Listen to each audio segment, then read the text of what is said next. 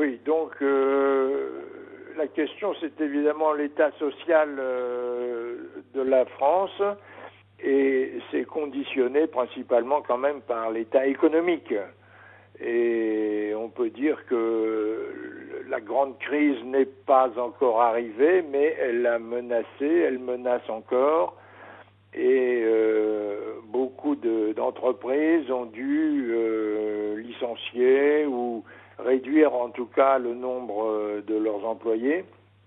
Et donc il y a dans la population en général une assez grande inquiétude en ce qui concerne le travail. Et le travail, évidemment, ça veut dire des revenus à peu près réguliers et à peu près suffisants pour vivre. Donc l'inquiétude est très grande, et le président Sarkozy n'a pas du tout été en mesure de rassurer les gens, de leur faire croire qu'il avait pris des mesures qui les mettaient à l'abri de l'avenir menaçant qui se profile à l'horizon.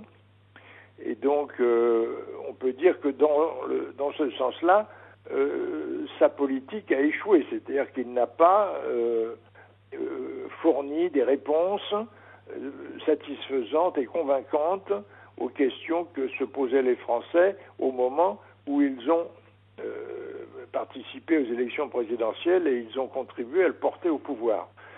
Donc l'image que Sarkozy voulait donner de celui qui résout les problèmes, de celui qui retrousse ses manches et trouve tout de suite la solution, eh bien ce mirage s'est évaporé, parce que les Français ont bien vu que tout ça n'était que des paroles en l'air, des promesses électorales qui ne voulaient pas dire grand-chose, et que, ma foi, la solution de tout ça, ils ne l'avaient pas.